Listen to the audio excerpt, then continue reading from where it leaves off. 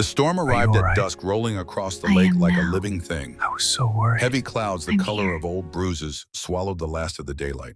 Caspian Ravencroft stood at the edge of the property line, rain beginning to speckle the shoulders of his charcoal coat.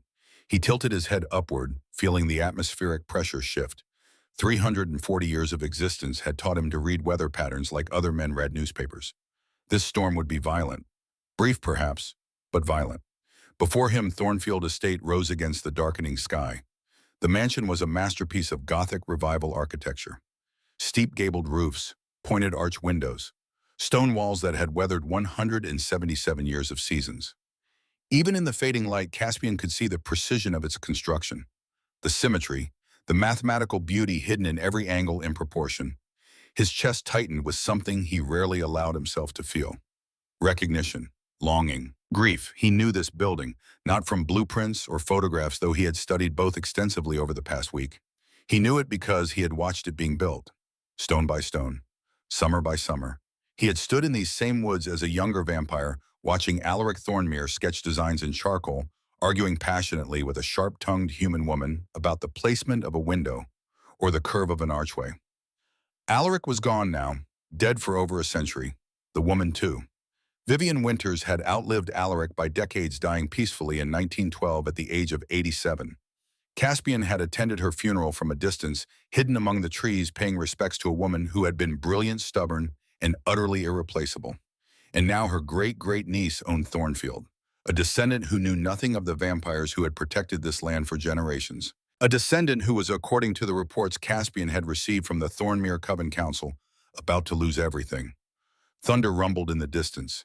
Caspian pulled his phone from his pocket. The screen illuminated his face in cold blue light. The message from Isadora, the Coven's eldest advisor, was still there. She's refused every offer. Apex Acquisitions is moving to condemn the property. If we don't intervene now, Thornfield will be demolished within the month. You know what that means. He did know. Thornfield wasn't just a house. Beneath its elegant facade lay a network of hidden chambers, escape routes, a preservation cellar designed to store blood during times of crisis. For nearly 2 centuries, Thornfield had served as a sanctuary, a safe house for vampires fleeing persecution, violence, or simply needing refuge from a world that still didn't fully trust their kind. The current owner had no idea she was living above a fortress. Caspian pocketed his phone and began walking up the gravel drive. Rain fell harder now, drumming against the earth. His footsteps made no sound. Vampires of his age moved through the world like smoke when they chose to. Silent, unseen. He preferred it that way. Observation before interaction, assessment before engagement. The front door of Thornfield was painted deep burgundy, the color rich even in the dim light. Brass hardware gleamed despite the weather. Someone was taking care of this place. That was good. That would make his job easier, or harder. He wasn't sure yet. Caspian raised his hand to knock, then paused. Through the tall windows to his left, he could see warm light spilling from what appeared to be a study. Bookshelves lined the walls. A woman stood at a drafting table, bent over a large sheet of paper. Her dark hair was pulled back in a practical knot. She wore a cream-colored sweater and dark jeans. Reading glasses perched on her nose. Her hand moved across the paper in confident strokes, sketching something he couldn't quite see from this angle. Margot Winters, 35 years old, restoration architect, unmarried, no children. She had inherited Thornfield 8 months ago from her great-aunt Vivian, the younger namesake of the original Vivian Winters, who had co-designed this very building. Caspian had memorized her file. Now he studied the woman herself. The set of her shoulders suggested determination. The tightness around her mouth suggested stress. She looked tired, not the exhaustion of a single sleepless night, but the bone-deep weariness that came from carrying a burden too heavy and refusing to set it down. He knocked. The sound was firm but not aggressive. 3 measured strikes against wood. Inside, he saw Margot's head snap up. She froze for a moment, listening. Then she set down her pencil, removed her glasses, and crossed the room toward the front door. Caspian stepped back slightly, positioning himself where the porch light would illuminate his face. He had learned long ago that appearing out of the shadows only frightened people. Better to be seen clearly. Better to project calm. The door opened 6 inches. A chain lock held it in place. Margot Winters looked out at him with sharp, assessing eyes. They were a striking shade of gray-green, the color of the lake during the storm. "Can I help you?" Her voice was controlled, polite but not welcoming. Ms. Winters, Caspian said, keeping his tone neutral and professional. My name is Caspian Ravencroft. I represent the Thornmere Coven. I'm here about the property dispute with Apex Acquisitions. Her expression shifted immediately. The wariness became something harder, colder. I'm not interested in selling, she said flatly. I've made that clear to every lawyer, developer, and consultant who's come knocking. So you can tell whoever sent you that the answer is still no. Good night. She started to close the door. Caspian moved quickly, placing his palm flat against the wood. Not forcefully, just enough pressure to stop its motion. I'm not here to convince you to sell, he said. I'm here to help you keep it. Margot stared at him through the gap. Thunder cracked overhead, closer now. The storm was accelerating. Rain began to fall in sheets, hammering against the porch roof. Who did you say you represent? She asked slowly. The Thornmere Coven. We're the vampire community that has protected this land since 1847. Your Aunt Vivian knew about us. She worked with us. We have a vested interest in ensuring Thornfield remains standing. Silence stretched between them. Caspian could hear Margot's heartbeat. It had quickened, not with fear precisely, but with something more complicated. Confusion, suspicion, curiosity. Vampires, she repeated. The word came out flat, almost clinical. Yes. And you're telling me my Aunt Vivian worked with vampires? Extensively, for over 60 years. Margot's eyes searched his face, looking for deception perhaps, or madness. She wouldn't find either. Caspian had been a king for 2 centuries. He had negotiated treaties, led councils, adjudicated disputes between clans. He knew how to project absolute credibility. Prove it, she said finally. Caspian allowed himself a small, controlled smile. He appreciated directness. He released the door and stepped back into the rain, opening his coat. From an interior pocket, he withdrew a leather document folder. The leather was old, cracked at the edges. He opened it, protecting the contents from the weather with his body, and held it where Margot could see.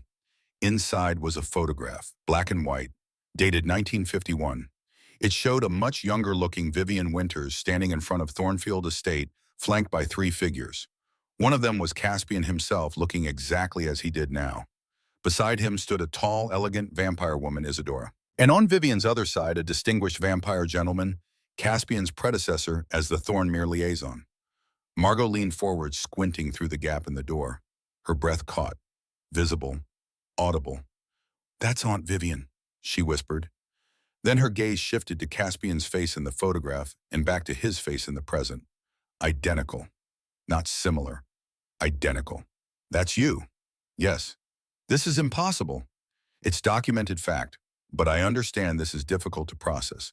May I come inside? I promise you, Ms. Winters, I mean you no harm. I'm here because Thornfield is under threat, and I have information that could help you fight back. Margot stared at him for a long moment. Caspian kept his expression open. Patient. He didn't push, didn't crowd. He simply waited, rain soaking through his coat while she made her choice. Finally, slowly, she closed the door. He heard the chain slide free. The door opened fully. 5 minutes, she said. You get 5 minutes to explain.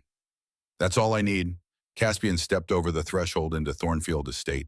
The interior was as beautiful as he remembered. High ceilings, crown molding, original hardwood floors that gleamed even in the dim light.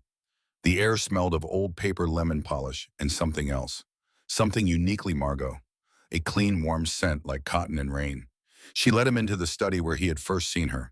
The drafting table was covered with architectural drawings, detailed plans, measurements, notes scrawled in precise handwriting.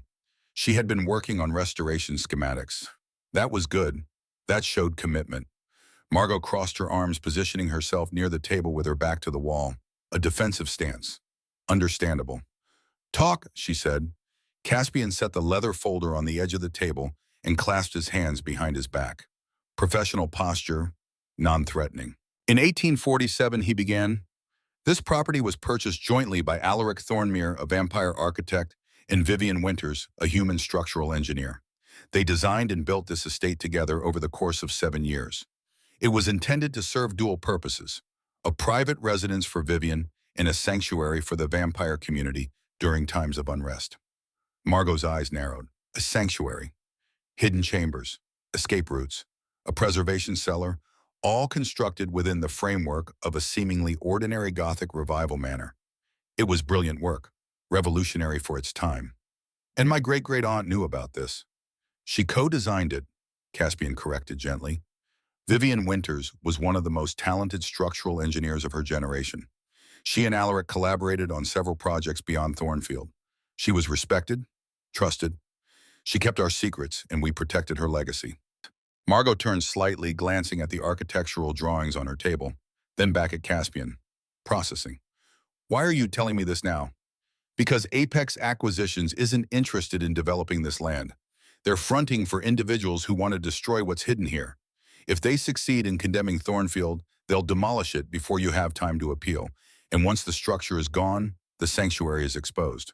Exposed to who? Vampire hunters, extremist factions who still believe coexistence is a mistake. There are people who would kill to destroy places like Thornfield, to send a message that vampires aren't welcome, that we don't belong. The words settled between them, heavy and cold. Outside, lightning split the sky. The flash illuminated Margot's face for a fraction of a second. Caspian saw something shift in her expression. Not quite belief, not yet, but the beginning of it. The recognition that he was telling her something true and terrible. This is insane, she said quietly. But there was no conviction in the statement.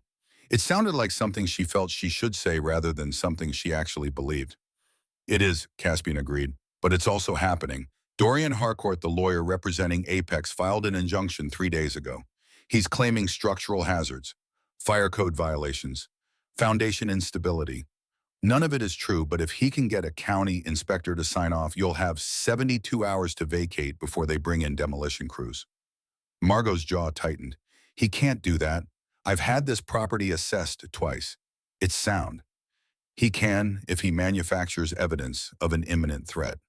What kind of evidence? Caspian opened his mouth to answer, but the words never came. Above them, the entire house shuddered. A sound like a gunshot cracked through the air, followed immediately by a roar of shattering wood and breaking glass. The lights flickered once, twice, then died completely.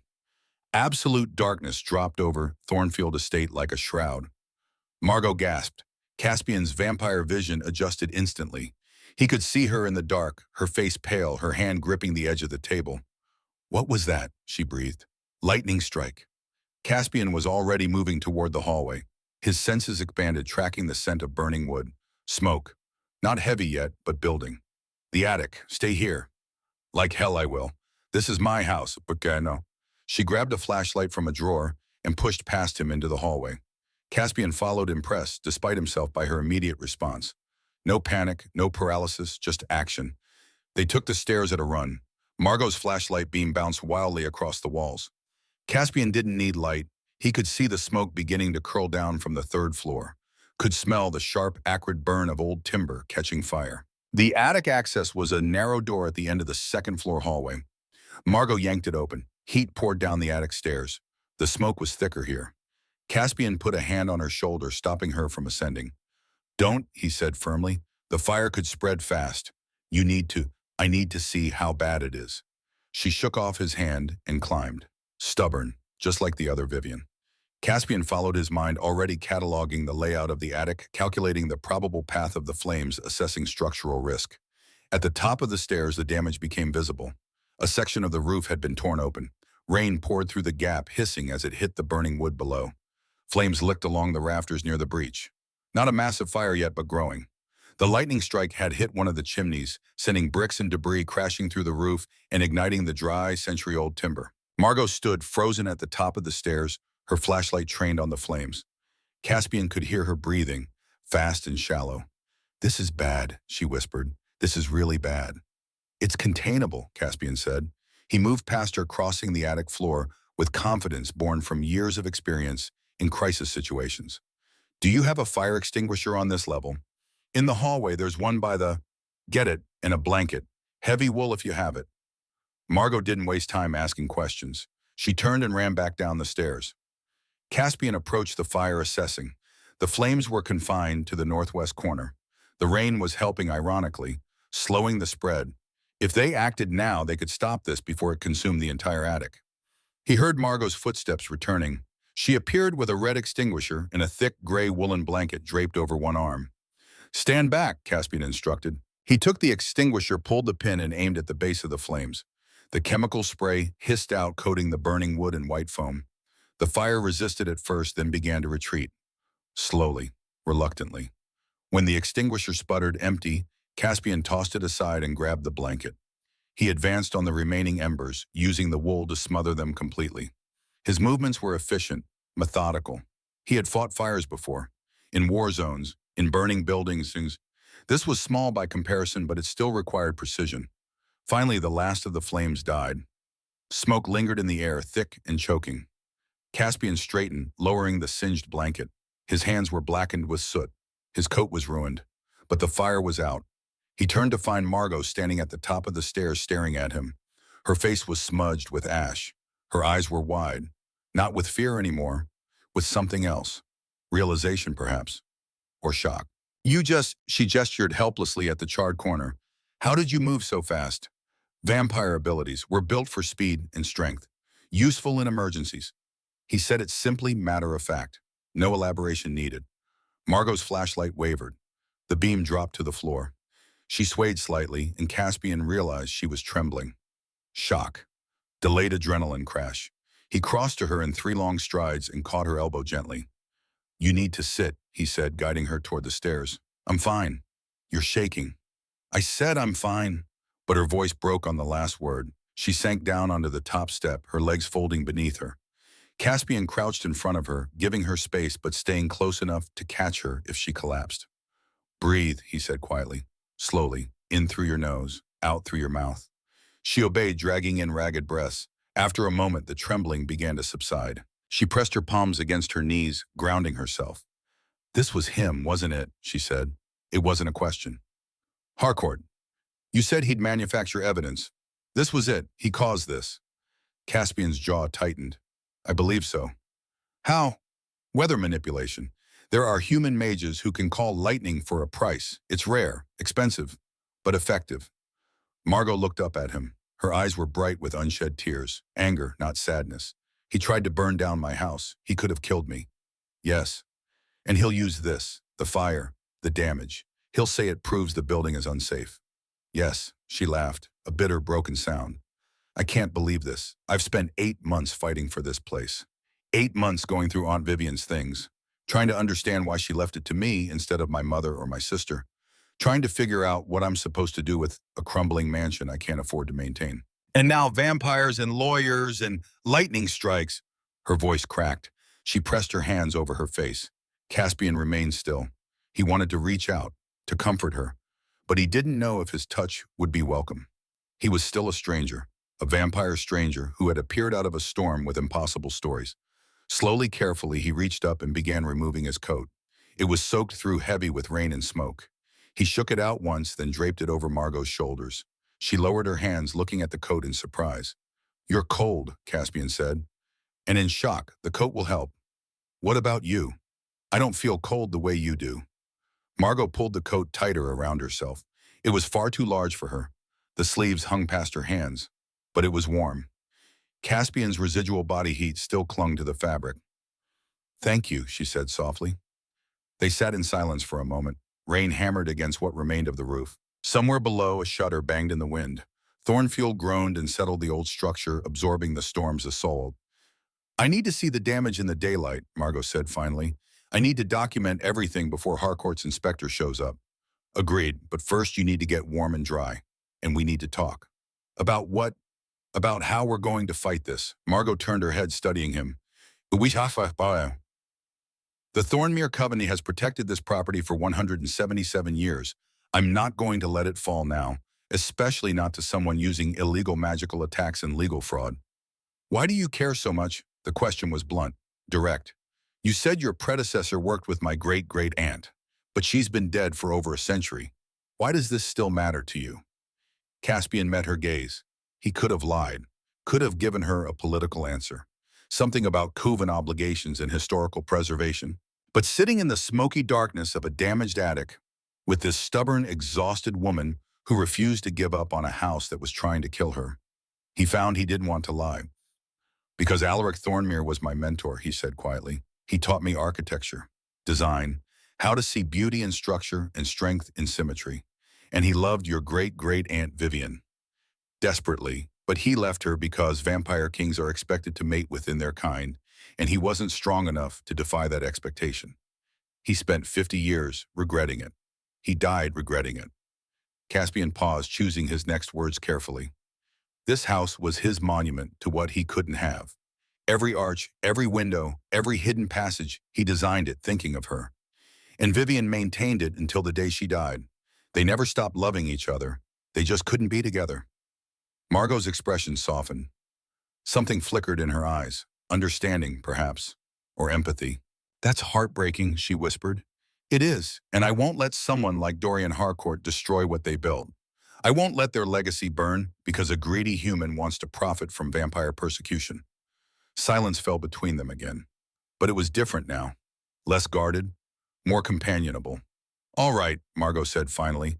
She stood Caspian's coat still wrapped around her shoulders. Let's go downstairs. I'll make tea. You can tell me everything you know about Harcourt's case, and then we'll figure out how to fight back. She extended her hand to help him up. A small gesture, unnecessary given his vampire strength, but meaningful. Caspian took her hand and rose smoothly. Her fingers were cold against his palm. He released her, immediately stepping back to maintain proper distance. They descended the attic stairs together. The house was still dark, still cold, but something had shifted. The tension between them had eased. Not disappeared, but softened into something that felt almost like the beginning of trust. In the kitchen, Margot located an old gas camping stove and a kettle. She filled it with water from a jug and set it to boil. The blue flame cast flickering light across the room. Caspian stood near the doorway, watching her move through the space with practiced efficiency. She knew this kitchen, had made tea here many times. Aunt Vivian left me a letter, Margot said as she retrieved 2 mugs from a cabinet. It was with the deed. I've read it maybe 100 times trying to understand what she meant. What did it say? The house remembers what we forget. Protect it, and it will protect you. Margot set the mugs down with a soft clink. I thought she was being poetic, sentimental, but she was being literal, wasn't she? The house remembers because it's a vampire sanctuary. Yes. And the protection she mentioned, that's the coven. You've been watching over Thornfield all this time. From a distance, we try not to interfere in human affairs unless absolutely necessary. And now it's necessary. Now it's necessary. The kettle whistled. Margot poured steaming water over tea bags in both mugs. Earl Grey. The scent filled the kitchen bright and clean. She handed 1 mug to Caspian. I don't drink tea, he said, or eat, or require sustenance of any kind except blood. Oh. Margot pulled the mug back, then hesitated. Does that bother you? Watching people eat and drink? No, I find it pleasant, comforting in a way, a reminder of what it felt like to be human. Were you human, I mean? 340 years ago, I barely remember it now. Margot cradled her mug between her palms, absorbing the warmth. That must be lonely, living that long, watching everyone you care about age and die while you stay the same. Caspian didn't answer immediately. The observation was too accurate, too perceptive. He looked away, studying the kitchen instead. The butcher block counters, the vintage tile backsplash, original features lovingly maintained. It can be, Graham, he said finally, but loneliness is the price of immortality. You learn to accept it. I don't think you ever really accept it, Margot said softly. I think you just get better at pretending it doesn't hurt. Their eyes met across the kitchen. Caspian felt something shift in his chest, a tightening, a recognition. This woman, this descendant of Vivian Winters, understood isolation. Perhaps not the immortal kind, but loneliness was loneliness, whether measured in decades or centuries. You're right, he said. You just get better at pretending. Margot took a sip of her tea, then set the mug down. She pulled out her phone, scrolling through messages. Her expression darkened. Harcourt sent an email, she said, 2 hours ago. He's filed an emergency injunction citing tonight's fire as proof of imminent structural failure. There's a county inspection scheduled for Monday morning at 9. That's 4 days from now. Exactly, Thursday to Monday. He's moving fast. Caspian's mind shifted immediately into strategic mode, calculating timelines, assessing variables, planning countermeasures. I'll need full access to the property, he said. Basement, attic, all hidden chambers. I'll conduct a complete structural assessment and compile a certified engineering report. One that proves the building is sound despite the fire damage. You're an engineer. I'm a vampire king who has spent 2 centuries studying architecture and structural design. I've consulted on the restoration of Gothic cathedrals. I've advised governments on historical preservation. My credentials are unimpeachable. And you'll do this for me, for free. Caspian paused. He had been prepared to offer his services pro bono, a gift in honor of Alaric and Vivian. But something stopped him. Pride, perhaps. Or the recognition that Margot Winters was a woman who valued fairness, who wouldn't want charity. Not for free, he said, in exchange for access to Vivian's personal archives, her journals, letters, anything that documents her work with Alaric and the Coven. That information is historically invaluable. I want to preserve it, study it, make sure it's not lost. He stopped himself before saying when you die, but the implication hung in the air. Margot's expression was unreadable. You want to read my dead aunt's private papers. I want to honor her legacy by ensuring her contributions to vampire-human cooperation are documented. She deserves to be remembered, not just by her family, but by both communities. Margot considered this. She crossed her arms, leaning against the counter. The camping stove light threw shadows across her face. All right, she said. Deal. You provide the engineering report. I'll give you access to Aunt Vivian's archives. But I have one condition. Name it. You're honest with me about everything. No more secrets, no more half-truths. If we're doing this together, if we're fighting Harcourt and Apex, and whoever else is coming after Thornfield, then I need to know I can trust you. Caspian inclined his head. You have my word.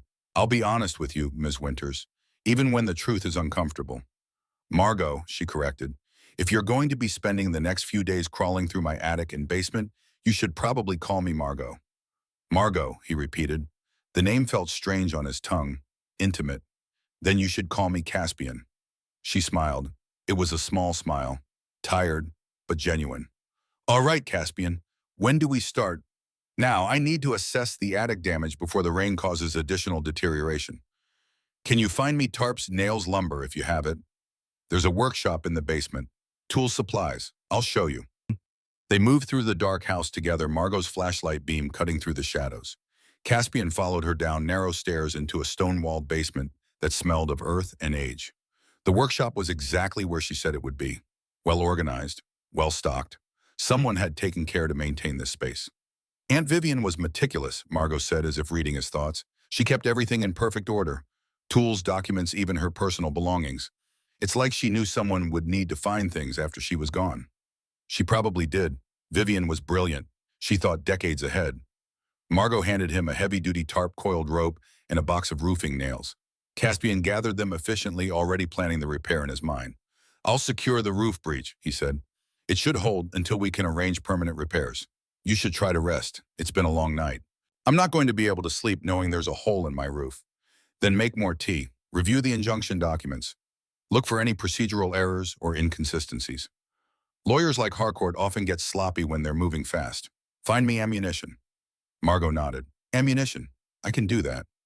Caspian headed back toward the attic stairs, supplies in hand, but he paused at the doorway, turning back. Margot. Yes. Thank you for trusting me. I know it wasn't an easy choice. She met his eyes across the dim basement. You saved my house from burning down, and you didn't have to. That counts for something. Caspian wanted to say more, wanted to tell her that he would have done it anyway, that the moment he had seen Thornfield threatened, he had known he would fight for it. Not because of Alaric, not because of the Coven, but because this place mattered. And increasingly, the woman standing before him mattered too. But those words were too much, too soon, too dangerous for a vampire king who had spent 2 centuries avoiding exactly this kind of complication. So instead, he simply nodded. Get some rest if you can. Tomorrow we begin the real work. Then he turned and disappeared up the stairs into the darkness, moving with the silent grace of his kind. Behind him, Margot stood alone in the basement workshop, surrounded by tools and shadows, holding a flashlight that barely pushed back the night. Above them, both Thornfield estate groaned in the wind, wounded but standing, waiting to see if history would repeat itself, or if this time the ending would be different. Dawn came slowly, reluctant. Gray light seeped through the windows of Thornfield estate, illuminating a house that looked like it had survived a war. Water stains tracked down the hallway walls from the attic. The smell of smoke still hung in the air, faint but persistent. Caspian stood at the base of the main staircase, surveying the damage with the clinical eye of someone who had witnessed centuries of destruction and reconstruction. He had spent the night securing the roof breach, working in darkness and rain, moving with the methodical precision that came from 300 years of practice. The tarp was military-grade, anchored with enough reinforcement to withstand another week of storms if necessary. Not beautiful, but functional. That would have to be enough. Behind him, he heard soft footsteps. Margot appeared from the kitchen carrying 2 mugs. Steam rose from both. She had changed clothes. Dark pants, a loose gray sweater that hung off one shoulder. Her hair was still damp from a shower. She looked exhausted, purple shadows beneath her eyes. But her spine was straight, her jaw set with determination. She held out one of the mugs to him. "I know you don't drink tea," she said, "but it felt wrong to stand here together with only one cup." Caspian took the mug. The ceramic was warm against his palm. He didn't drink, just held it. A prop, a bridge between his world and hers. "You didn't sleep," he observed. "Neither did you." "I don't require sleep, not the way humans do. An hour or 2 every few days is sufficient." "That must be convenient." "It's lonely. Everyone else sleeps. The world goes quiet. You're left alone with your thoughts for hours that stretch like years." Margot sipped her tea, watching him over the rim of her mug.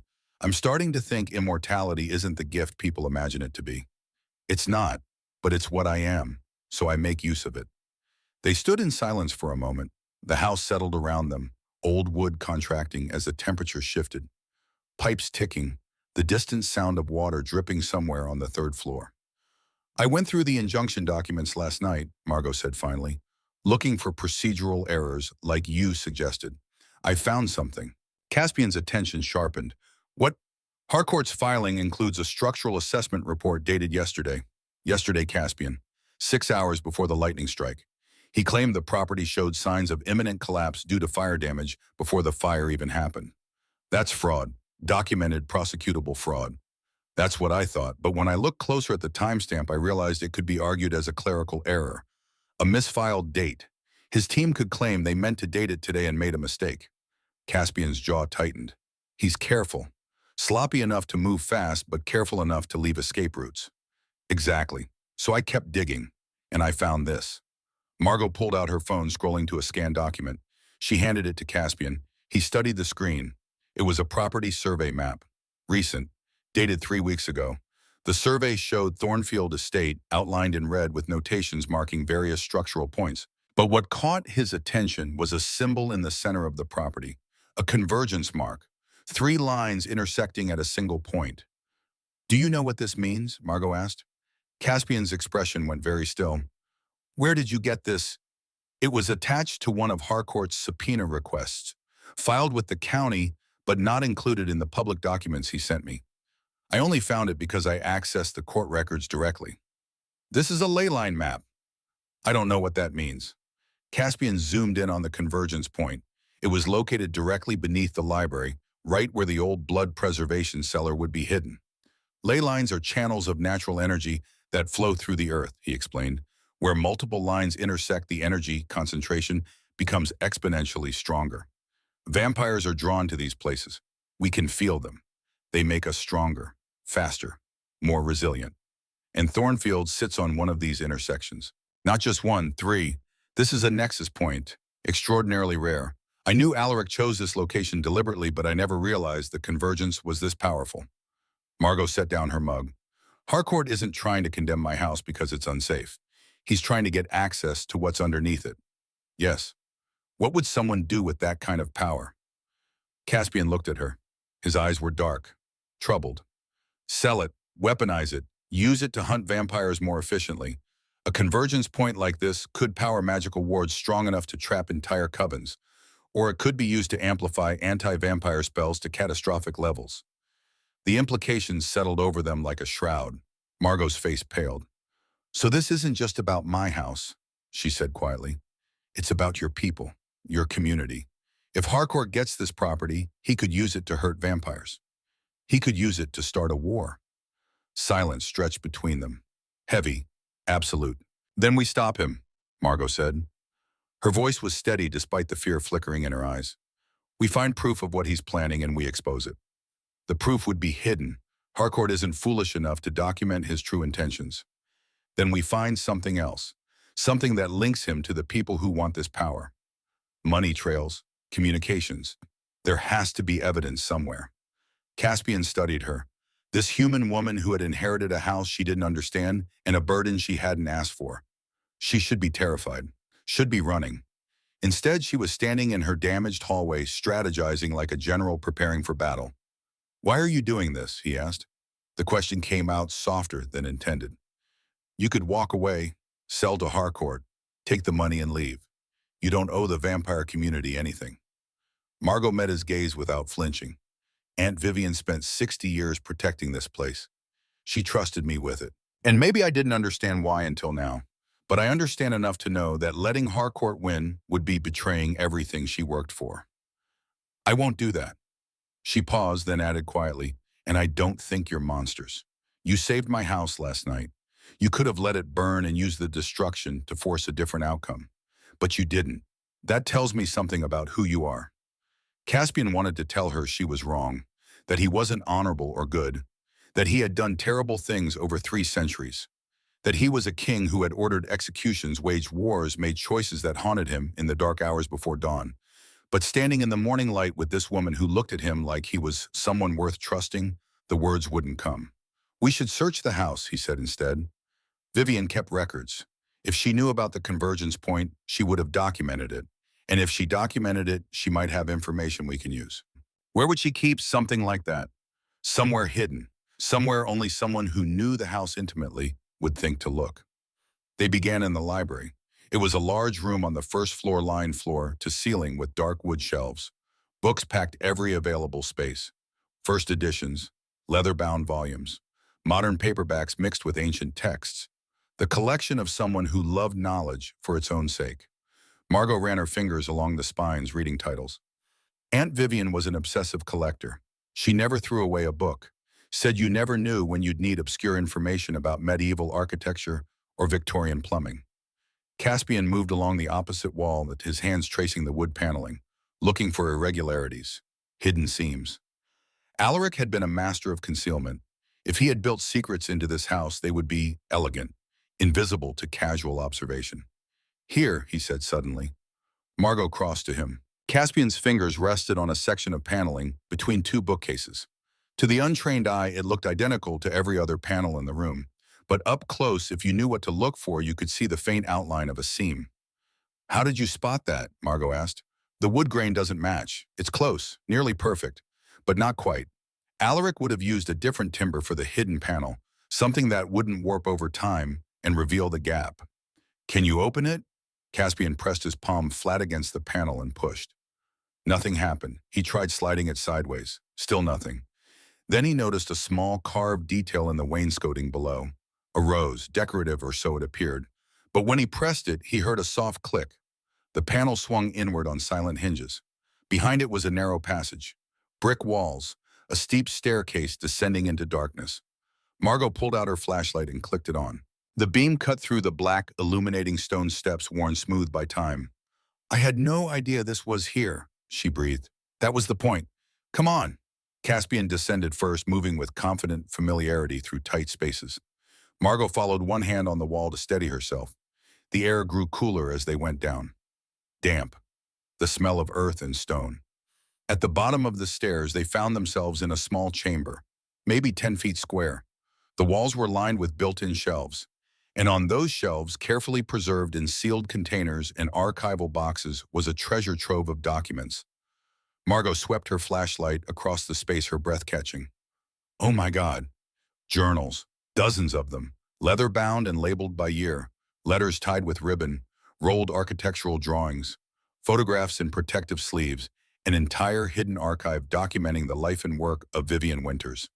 Caspian lifted one of the journals carefully. The leather was soft with age. He opened it to the first page. Vivian's handwriting. Precise and elegant. Dated 1847. "This is it," he said. "This is everything." They worked in silence for the next hour, carefully removing documents and carrying them upstairs to the library where the light was better. Margot handled everything with archival gloves she had retrieved from her restoration supplies. Caspian moved with reverence as if touching relics from a saint. By mid-morning, the library table was covered with papers. They had organized the materials chronologically. Early journals from when Vivian was just beginning her collaboration with Alaric. Letters exchanged during the construction of Thornfield. Later entries documenting their deepening relationship and eventual heartbreak. Margot sat cross-legged on the floor reading a letter dated 1869. Her hands trembled slightly as she held the delicate paper. "Listen to this," she said. Her voice was thick. "Alaric came to me today with the final designs for the preservation cellar. His hands shook as he showed me the plans. Not from fear, but from restraint. We both know what this means. The cellar will be complete within the month, and when it is finished, there will be no more reason for him to stay. The coven expects him to return, to take a vampire mate, to fulfill his obligations. He asked me if I would consider turning, becoming what he is. I told him no, not because I don't love him, God knows I do, but because I refuse to give up my humanity for any man, even one I love more than breathing." He wept. "I have never seen a vampire weep. It destroys me." Margot's voice broke on the last sentence. She set the letter down carefully, pressing her fingers to her eyes. Caspian watched her from across the table. He had been reading Alaric's journals. The entries were equally devastating. Page after page of a man torn between duty and desire, between the expectations of his people and the love of a woman he could never truly have. "They were in an impossible situation," Caspian said quietly. "They could have chosen each other," Margot said. Anger threaded through the sadness in her voice. "They could have said to hell with expectations and just been together." Vampire society was different then. Stricter, less forgiving. If Alaric had bonded with a human, he would have been cast out, stripped of his titles, made clanless. For a vampire, that's a death sentence. Slow but certain. And now the laws have changed. Vampires and humans can bond freely. Marry even. But the old prejudices remain in some circles. The belief that our kind should remain separate. Pure. Margot looked at him. Really looked at him. "Do you believe that?" "No, I think love is rare enough that when you find it, you should hold on, regardless of species or circumstance. But you're a king. You must have the same pressures Alaric had, the same expectations." Caspian's jaw tightened. "I do. So if you fell in love with someone human, you'd have to choose, just like Alaric did." "Yes." The word hung in the air between them, heavy with implication. Margot held his gaze for a long moment, then looked away. She picked up another journal, opened it, began reading again. But Caspian could see the tension in her shoulders, the careful way she avoided meeting his eyes. They worked through the afternoon, documenting, cataloging, occasionally reading passages aloud when they found something particularly relevant or heartbreaking. The journals painted a picture of a love that never diminished, even as time and distance forced the lovers apart. In 1878, Alaric left Thornfield for the last time. Vivian documented his departure in spare, devastating prose. "He stood in the doorway as the sun set, told me he would always love me, that he would watch over Thornfield from afar, that if I ever needed him, I need only call. Then he walked into the darkness and did not look back. I am 43 years old. I will never love again. How could I? He has ruined me for all other men." Caspian set down the journal he had been reading and stood abruptly. He walked to the window, his back to Margot. His hands clenched into fists at his sides. "Are you all right?" Margot asked. "Alaric mentored me for 60 years, Caspian said. His voice was rough. "He taught me everything I know about architecture, about leadership, about controlling the bloodlust and the rage that comes with immortality. But he never told me about Vivian. Never spoke her name. I thought he was simply solitary, dedicated to his work. I didn't know he was carrying this kind of grief. Maybe he couldn't talk about it. Some pain is too deep for words. He should have fought harder, should have refused the coven's demands, should have chosen her. Maybe he thought he was protecting her by walking away." Caspian turned from the window. "Did it protect her? She spent 60 years alone, maintaining a house that reminded her of him every single day. That's not protection. That's torture." Margot stood crossing to him. She stopped a few feet away, maintaining distance but offering presence. "I think," she said carefully, "that we're not just talking about Alaric and Vivian anymore." Caspian looked at her, this woman who was too perceptive, too intelligent, too dangerous to the walls he had spent 2 centuries building. "No," he said quietly. "I suppose we're not." Before either could say more, Margot's phone buzzed. She pulled it from her pocket, glancing at the screen. Her face went white. What is it? Caspian asked. Email from Harcourt. He's moved up the inspection. It's not Monday morning anymore. It's tomorrow, Saturday at noon. We have, she checked her watch, less than 24 hours. Caspian's mind shifted immediately into crisis mode. We can work with that. I'll complete the structural assessment tonight. Draft the engineering report in the morning. We'll be ready. There's more. Margot's voice was shaking. She held out the phone to him. Caspian read the email. His expression darkened with every line. Harcourt wasn't just moving up the timeline. He was bringing additional witnesses, a county safety inspector, a fire marshal, and an independent structural consultant whose credentials Caspian recognized immediately. Gerard Thorne, a vampire hunter masquerading as an engineer, a man who had made a career of condemning properties owned or protected by vampire communities. This is an ambush, Caspian said. He's stacking the inspection with people who will rule against you regardless of the evidence. Can we fight it? Not legally. He's within his rights to request additional expert opinions. Then what do we do? Caspian handed back her phone. We make our case so airtight that even Gerard Thorne can't refute it without risking his professional license. And we hope that's enough. Margot sank into a chair. She pressed her hands to her face. Her shoulders began to shake. Not crying, not yet, but close. I'm going to lose this place, she whispered. I'm going to lose it, and there's nothing I can do. Caspian moved before he could stop himself. He crossed to her, crouched down in front of her chair. Gently, carefully, he pulled her hands away from her face. Look at me, he said. She did. Her eyes were bright with unshed tears. You are not going to lose Thornfield, Caspian said. His voice was quiet but absolutely certain. I swear it. On Alaric's memory, on Vivian's legacy, on my own honor as a king. I will not let Dorian Harcourt take this from you. You can't promise that. I just did. They stared at each other. Caspian's hands still held hers. He could feel her pulse against his palms. Fast, fragile, human. He should let go, should step back, should maintain the distance he had so carefully preserved. But he didn't. Why does this matter so much to you? Margot asked. It's just a house. It's not just a house. It's proof that two people loved each other across an impossible divide. It's a monument to what could have been. And he stopped, swallowed. I don't want their story to have been for nothing. Is that all it is? No. The word came out barely above a whisper. Caspian's thumb moved across her knuckles. A small gesture, unconscious, revealing. Margot leaned forward slightly. The distance between them contracted. Inches, then less. Caspian, she said. His name and her voice did something to him. Cracked something open that he had kept locked for decades. His phone rang. The sound shattered the moment like glass. Caspian released Margot's hands and stood abruptly stepping back. He pulled out his phone. The caller ID showed Isidora's name. I have to take this, he said. His voice was rougher than intended. Of course. He walked into the hallway answering the call as he put distance between himself and the woman in the library. The woman who was becoming far too important, far too quickly. Isidora. Caspian. The elder vampire's voice was sharp, displeased. I've received disturbing reports. You've been at Thornfield Estate for over 24 hours. You were supposed to assess the situation and report back, not move in. The situation is more complicated than anticipated. I'm sure it is, which is why I'm sending Victor to relieve you. He'll complete the assessment and handle the legal defense. You're needed at the Coven. We have urgent matters requiring your attention. Caspian's hand tightened on the phone. Victor isn't qualified for this.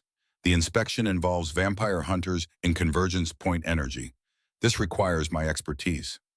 Or it requires someone who isn't compromised. Silence. Compromised, Caspian repeated. The word tasted like ash. You're developing feelings for the human woman. Don't deny it. I can hear it in your voice. Victor reported that you spent the night there, that you're working closely with her, that you're exhibiting protective behaviors that go beyond professional duty. Victor has been spying on me. Victor has been doing his job as your second, which is to ensure the king doesn't make decisions that could jeopardize the Coven. Caspian closed his eyes, counted to 10, controlled the rage building in his chest. Margot Winters is Vivian's descendant, he said, keeping his voice level. She's fighting to protect a sanctuary that has served our community for over a century. Helping her is in the Coven's best interest. Helping her is one thing. Becoming emotionally involved is another. You know the laws, Caspian. Kings must put the coven first, always, no exceptions. Vampires can bond with humans now. The law's changed. But kings still cannot afford to be distracted by personal attachments. Your responsibility is to thousands of vampires, not one human woman. The truth of her words cut deep. Isadora wasn't wrong. Caspian had obligations, duties that extended far beyond Thornfield estate. I'll complete the assessment and the defense, Caspian said. Then I'll return to the coven. You have my word. See that you do, and Caspian, Isadora's voice softened slightly. I know what you're feeling. I know the pull of connection after centuries of isolation. But don't make Alaric's mistake. Don't let love destroy you. She ended the call. Caspian stood in the hallway, phone in hand, staring at nothing. Isadora's words echoed in his mind. Don't make Alaric's mistake. But what was Alaric's mistake exactly? Falling in love or walking away? He returned to the library. Margot was still sitting in the chair, her hands folded in her lap. She looked up when he entered, searching his face. That sounded serious, she said. The coven wants me back. They're concerned I'm spending too much time here. Are you, probably? Margot stood. She crossed to the table, began carefully organizing the journals and letters they had been reading. Her movements were precise, controlled. But Caspian could see the tension in her shoulders. You should go, she said. Her voice was calm, too calm. I can finish cataloging these myself, and the inspection tomorrow, I'll handle it. You can't handle it alone. I'll have to. You have responsibilities. I understand that. Margot, please don't. She still wasn't looking at him. Whatever you were about to say, don't. It's easier if we just keep this professional. Is that what you want? She finally turned to face him. Her eyes were dry now, guarded. What I want doesn't matter. You're a vampire king. I'm a human woman with a falling down house and a ticking clock. Tomorrow this will be over one way or another. And then you'll go back to your world, and I'll go back to mine. That's how this has to end. That's how it ended for Alaric and Vivian. And they were miserable, I know, I read the journals, but they were also realistic. Some things aren't meant to be Caspian, no matter how much we might wish otherwise. Caspian wanted to argue, wanted to tell her she was wrong, that this didn't have to end the way it had ended for his mentor and her great-great-aunt, that maybe, just maybe, they could find a different path. But Isadora's voice was still in his head, and the weight of 300 years of duty rests down on his shoulders. I'm not leaving, he said finally, not until this is finished, not until Thornfield is safe. And then we'll see. It wasn't a promise. It wasn't even a real answer, but it was all he could offer. Margot nodded slowly. All right, then we keep working. We build the defense, we save the house, and we figure out the rest later. Later, Caspian agreed. They turned back to the documents spread across the table, but the air between them had changed. The almost kiss moment was gone, replaced by something more painful. The recognition that they were standing on opposite sides of an unbridgeable divide, just like Alaric and Vivian, just like every other impossible love story that ended in heartbreak. Outside, clouds gathered again. The forecast called for more rain, more storms. Thornfield estate settled deeper into its foundation, holding secrets that spanned generations. And inside, two people who were falling, despite themselves, tried desperately to pretend they weren't. Saturday morning arrived with deceptive calm. The storm had passed during the night, leaving the world scrubbed clean. Sunlight poured through Thornfield's windows, illuminating dust motes that drifted like tiny stars. The house looked almost peaceful. Almost. Caspian stood in the library dressed in a charcoal suit that fit him like armor. White shirt, dark tie, polished shoes that reflected the morning light. He looked every inch the expert consultant, the architectural authority, the vampire king who had advised governments and preserved cathedrals. His briefcase sat on the table beside him. Inside was a 63-page engineering report. Every calculation triple-checked, every measurement documented, every photograph time-stamped and georeferenced. It was flawless. It would have to be. Across the room, Margot adjusted the collar of a vintage blazer. Navy blue, perfectly tailored. It had belonged to the first Vivian Winters. Margot had found it in the hidden archive wrapped in tissue paper and preserved with the same meticulous care Vivian had given everything she touched. Wearing it felt like carrying her great-great-aunt into battle, like saying, I am not alone. I come from a line of women who do not surrender. She caught Caspian's reflection in the window glass. Their eyes met. Neither spoke. Words felt too small for the moment, too fragile to carry the weight of what was coming. They had worked through the night, separately mostly, Caspian compiling his report in the study, Margot in the library organizing documentation and preparing her own defense. They had moved around each other like planets in orbit, close but never touching. The almost kiss from the previous afternoon hung between them, unfinished, unresolved. Margot had made a decision in the dark hours before dawn. She would tell the county inspector about Caspian, about the vampires, about the sanctuary. Transparency was her only weapon against Harcourt's manipulation. If Gerard Thorne planned to expose Caspian's nature as some kind of disqualifying scandal, she would remove that power by being honest first. She had told Caspian her plan at sunrise. He had gone very still, stared at her like she had offered to cut out her own heart and hand it to him. "You don't have to do that," he had said quietly. "Yes, I do. If we're going to win this, we need to control the narrative. You'll be putting yourself at risk. Some humans don't react well to learning about vampire involvement. Then they can leave my property." The fierceness in her voice had made something flicker in his eyes. Pride maybe, or fear. Possibly both. Now, with less than an hour until the inspection, they stood in the library and waited. A car crunched up the gravel drive. Then another. Margot moved to the window and looked out. 3 vehicles. The first was a county sedan. The second a black SUV with tinted windows. The third a luxury car that probably cost more than most people's houses. "They're here," she said. Caspian joined her at the window. He stood close enough that she could feel the coolness radiating from his body. No body heat, no breath unless he chose to breathe. Just stillness and strength and an otherworldly presence that made the air around them feel charged. 4 men emerged from the vehicles. The county inspector was middle-aged, balding, carrying a clipboard. He looked tired, overworked, the kind of bureaucrat who just wanted to finish his checklist and go home. The fire marshal was younger, sharper. He moved with the precision of someone who took his job seriously. Dorian Harcourt stepped out of the luxury car, tailored suit, expensive watch, hair perfectly styled despite the early hour. He looked like a man who expected to win because he always won. And from the SUV came Gerard Thorne. Caspian's entire body tensed. Margot felt it. A coiling of muscle. A predator recognizing a threat. Gerard was tall, broad-shouldered. He wore a consultant's uniform, khakis, button-down shirt, work boots. But there was something in the way he moved, a hunter's awareness. His eyes swept the property with cold calculation. "That's him," Caspian said. His voice was flat, controlled. "The vampire hunter. How can you tell?" "The way he scans for exits, the silver crucifix on his belt, the faint scent of vervain oil. He's armed for vampires, not structural assessments." Margot's hands clenched into fists. "Then we show him there's nothing to hunt." They walked to the front door together. Margot opened it before the men could knock. Assert control from the first moment. Show this was her territory.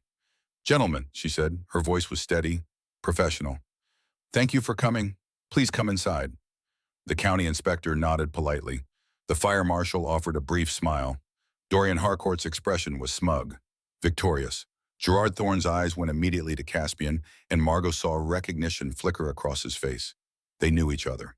The group filed into the entrance hall. Margot had cleaned and organized, removed debris, opened curtains to let in maximum light.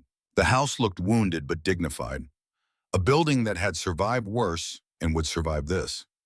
"Ms. Winters," Dorian began, his tone dripping false sympathy. "I'm sorry we have to meet under these circumstances, but given the fire damage and the structural concerns, the county has no choice but to conduct a thorough safety evaluation."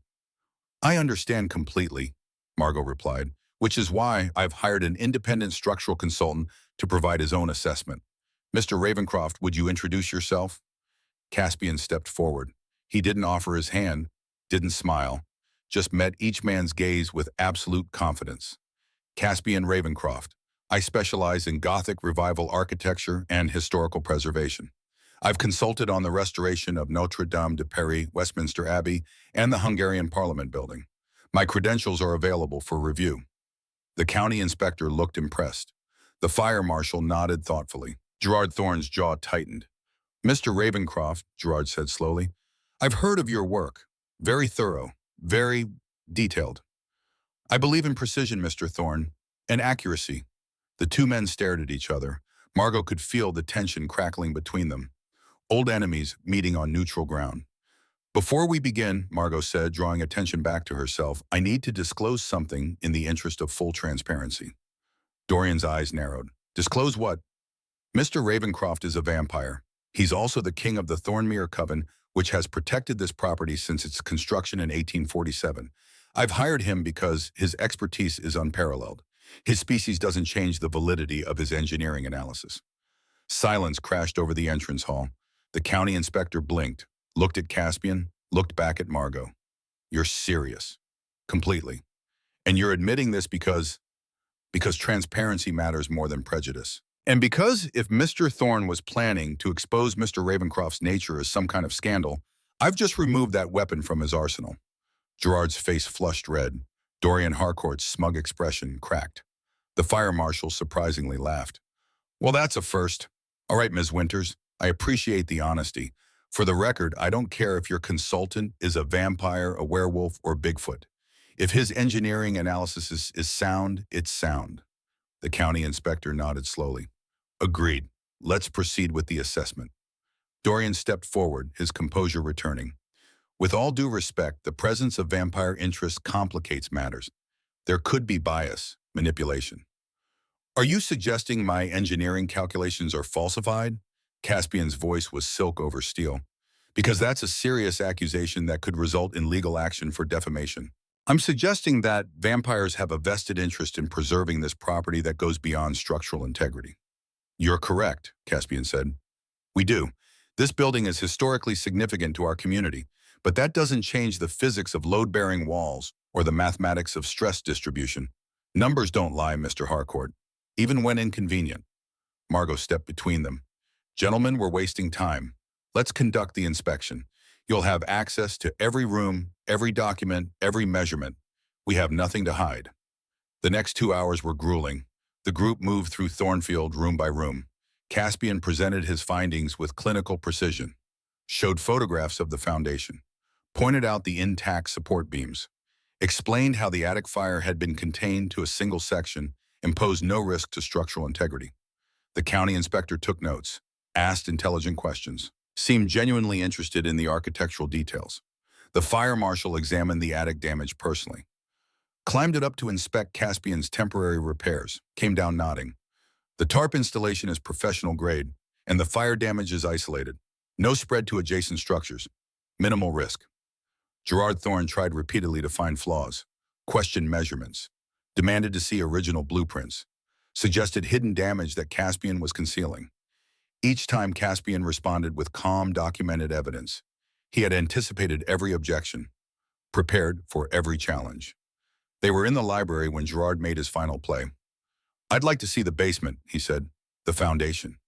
That's where the real structural issues would be visible. Margot and Caspian exchanged a glance. The basement meant the hidden archive room, the preservation cellar, the evidence of Thornfield's true purpose. Of course, Margot said, this way. She led them down. Caspian followed, carrying his briefcase. The others trailed behind. Margot showed them the main basement first. The workshop, the storage areas, everything appeared normal, well-maintained. Gerard walked the perimeter, tapping walls, looking for hollow spaces. He was good, thorough. A lifetime of hunting vampires had taught him to find hidden things. He stopped at the library panel seam, the entrance to the secret passage. This wall sounds different, he said, like there's space behind it. There is, Margot replied. Would you like to see? She pressed the carved rose. The panel swung open. Dorian Harcourt's eyes lit up. A hidden room. This proves the property wasn't properly disclosed. There could be code violations, safety hazards. Or, Caspian said quietly, there could be a historically significant archive that's been preserved for over a century. They descended into the hidden chamber. The county inspector whistled softly at the sight of the journals and documents. This is incredible. These should be in a museum. They're safer here, Margot said. This room was designed specifically to preserve them. Temperature controlled, humidity managed. It's more advanced than most modern archives. Gerard picked up one of Vivian's journals, opened it, read a few lines. His expression shifted, softened almost imperceptibly. She loved him, he said quietly. The vampire. Alaric, she really loved him. She did, Margot confirmed, and he loved her. This house is their legacy, not a crime scene or a code violation. a monument to what's possible when two communities work together. The county inspector was examining the room's construction. The engineering here is remarkable, built to last centuries. I'm adding this to my notes as a historical preservation asset. This increases the property's cultural value significantly. Dorian's face was turning purple. This doesn't change the fire damage. The property is still compromised. Actually, the fire marshal said, consulting his tablet, I'm not seeing any evidence of structural compromise.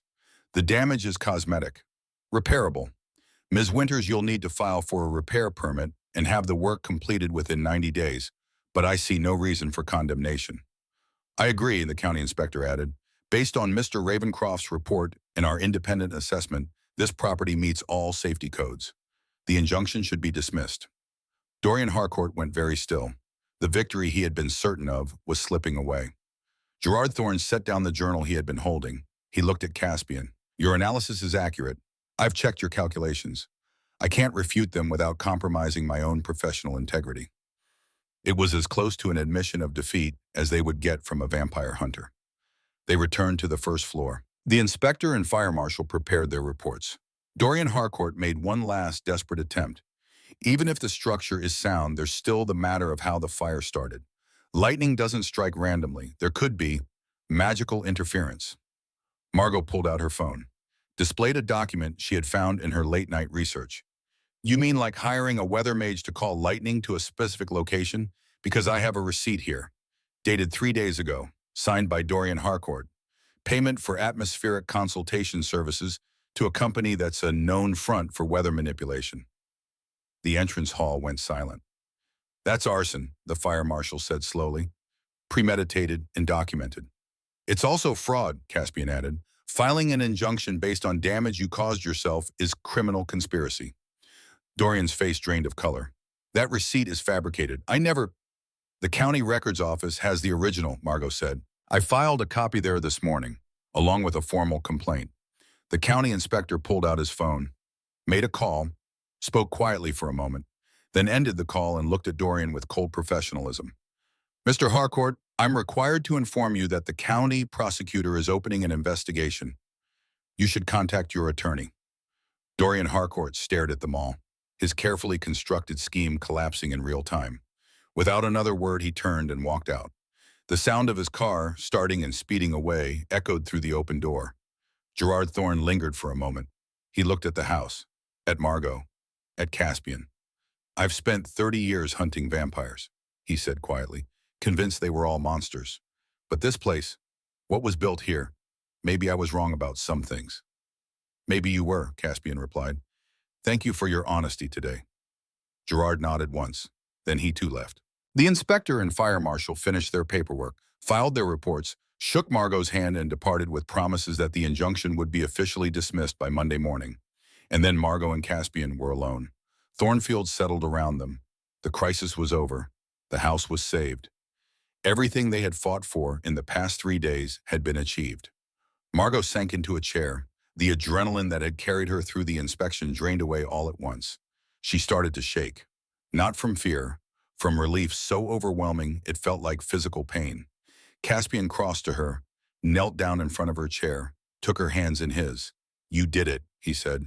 You saved Thornfield. We did it, she corrected. I couldn't have done this without you. You would have found a way. You're stronger than you know. Margot looked at their joined hands. His fingers were cool against her warm skin. She had gotten used to that, the temperature difference, the stillness, the otherness that marked him as something not quite human. What happens now? She asked. Caspian's expression shuddered. He released her hands and stood. Stepped back, put distance between them. I return to the coven, resume my duties. The crisis is resolved. And that's it, you just leave. That's what kings do. We serve our people. We put duty before personal desire. Even when duty makes you miserable. Caspian turned away, looked out the window at the lake beyond. Yes, even then. Margot stood, anger sparked in her chest. That's what Alaric said. That's the choice he made.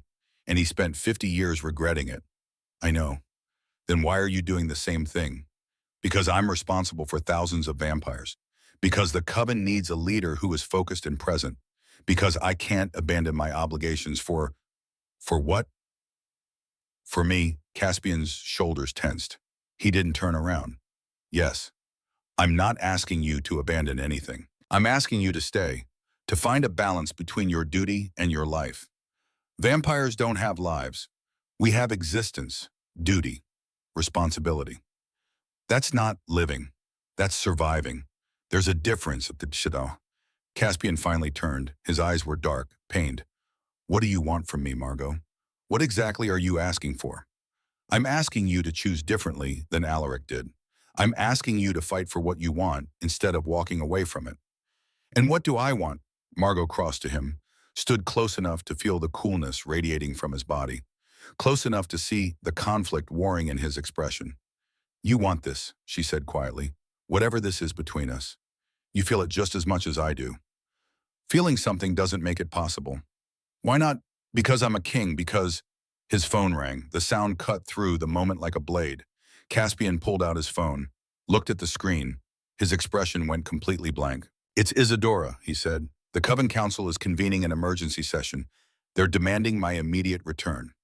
Why, because Victor told them I'm compromised, that I've allowed personal feelings to interfere with my judgment. Are they wrong? Caspian looked at her.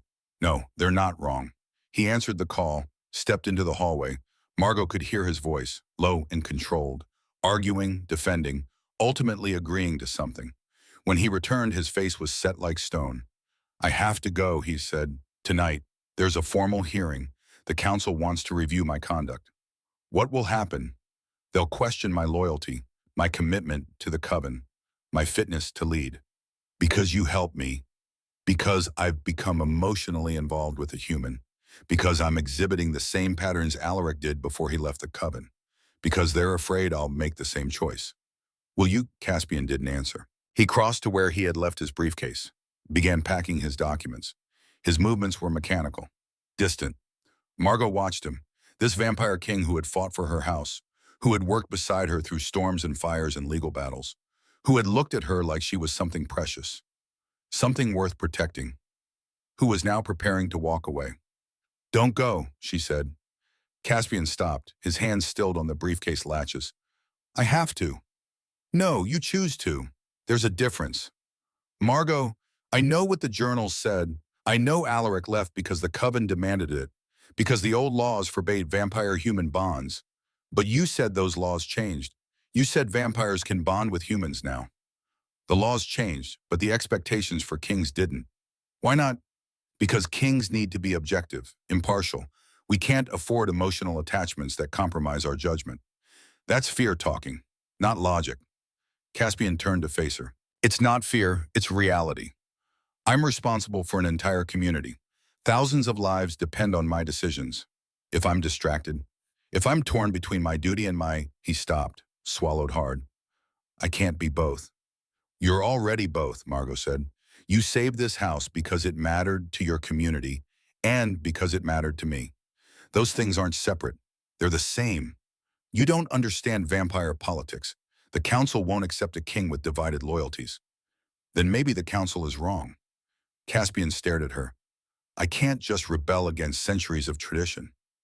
Alaric couldn't, but maybe you can. The words hung between them, heavy with possibility, dangerous with hope. Caspian's phone rang again. He silenced it without looking. I have to go, he said again, but his voice was less certain now, less convinced. Margot took a step toward him.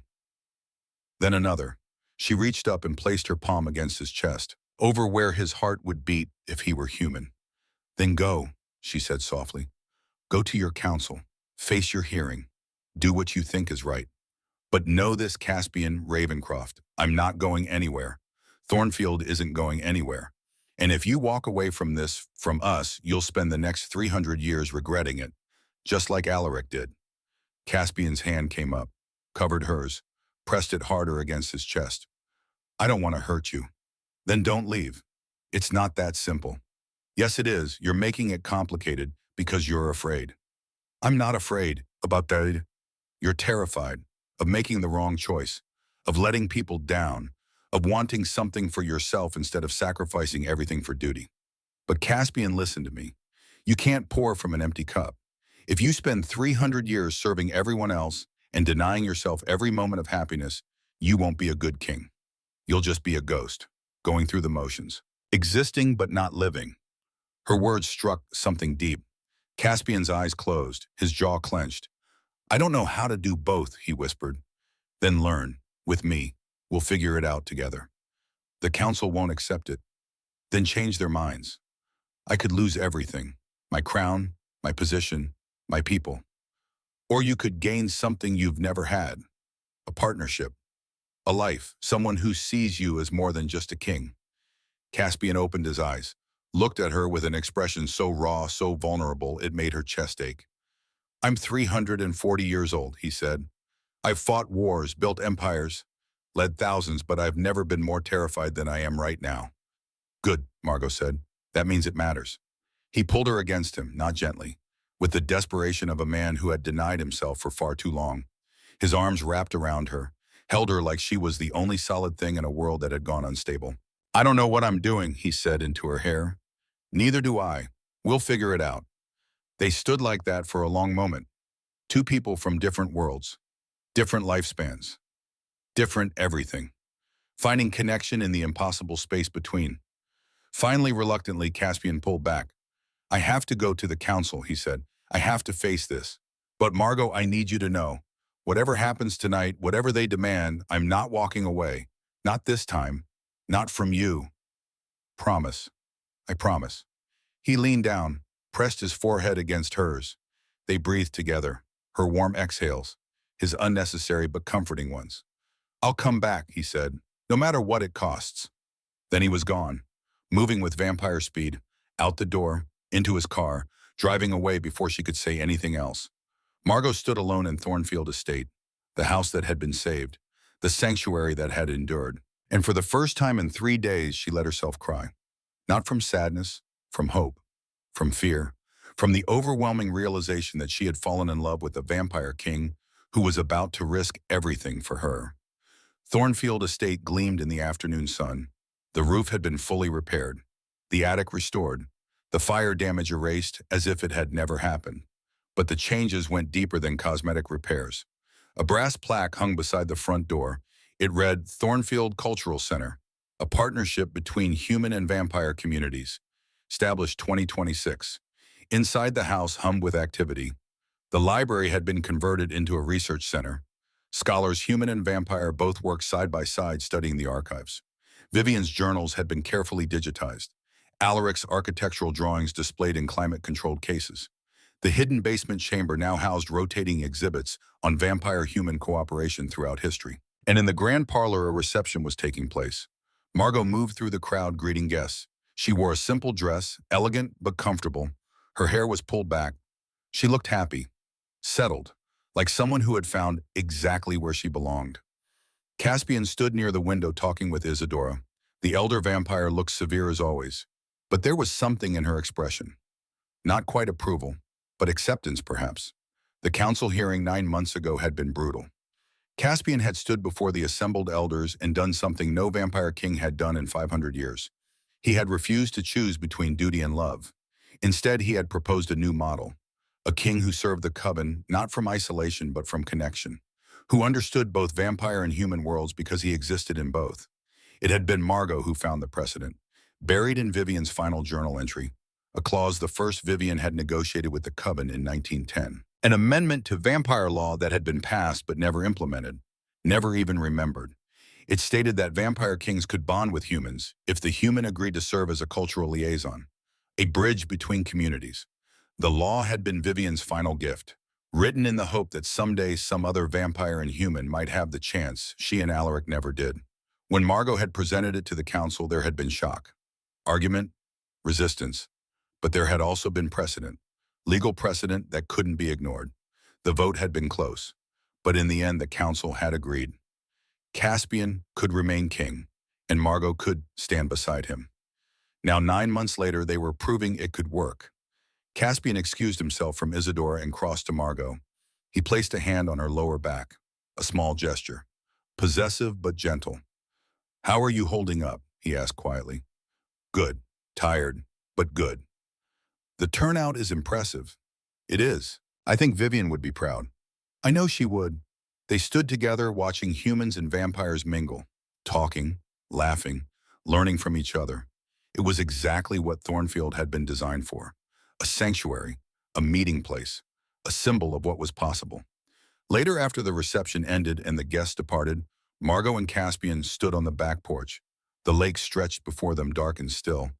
Stars reflected on the water like scattered diamonds. "Do you ever regret it?" Margot asked. "Giving up the traditional kingship model, taking on all the complications that come with us?" Caspian pulled her closer. "Never, not even for a moment. The council still questions some of your decisions. They always did. Now they just have a new reason. Does that bother you?" "No, because I'm making better decisions, more informed ones. You give me perspective I didn't have before." Margot leaned her head against his shoulder. "I love you, you know." "I know. I love you too." The words still felt new, foreign on his tongue after 300 years of emotional isolation. But they were getting easier, more natural.